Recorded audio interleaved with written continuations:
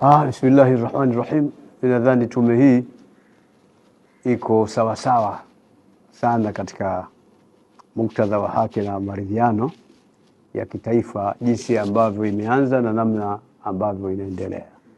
Naiona iko sawa na matarajio makubwa mazuri, matokeo mazuri kutokana na tume hii.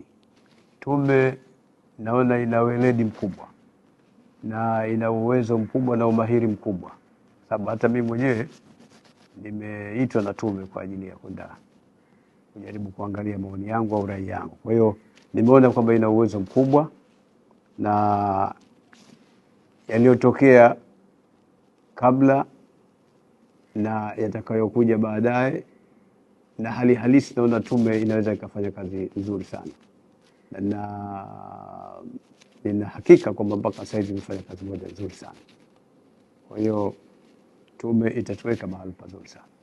Ilikuwa ni wazo na fikra kubwa nzuri ya kuundwa tume na Mheshimiwa Rais wa Jamhuri ya Muungano wa Tanzania, na ilikuwa ni njia moja iliyokuwa sahihi ya kuundwa tume hii, na kama nilivyosema mwanzo kwamba inaweza ikaponya majeraha na inaweza ikaleta pozo kubwa kabisa kutokana na kazi ambayo wameifanya na ikaleta matokeo makubwa katika nchi yetu na ikarudisha katika nchi yetu katika hali yake ya kwanza.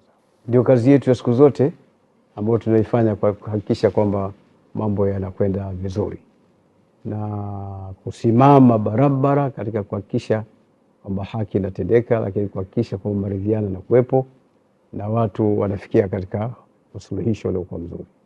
Ni muhimu kwa sababu ndio haki yetu kutafuta suluhu kwa ndani, kukaa, kusikilizwa, hata wenye madai, kila mtu anahitaji kusikilizwa, alafu kutafuta njia ya ufumbuzi kulifumbua jambo hili. Na ni juu yetu sisi kuweza kuyasimamia hayo na kuyashughulikia hayo kwa ukamilifu, ili kuhakikisha kwamba shughuli zetu nyingi tunazimaliza humu ndani ya nchi, sio zitoke ndani ya nchi wakatuamulie watu wengine. Watu wengine hawana uamuzi juu ya mambo yanayotuhusu sisi ndani ya nchi yetu. Sisi ndio tunajua Tanzania, tunajua yaliyomo ndani ya Tanzania, tunajua siasa Tanzania, tunajua kila kitu ndani ya Tanzania na tunajijua wenyewe, na hata tunavyoendesha mambo yetu tunajua si wenyewe. Tusitoe nafasi tena ya kusuluhishwa na watu wengine nje, wakati uwezo wa kuweza kujisuluhisha wenyewe ndani upo.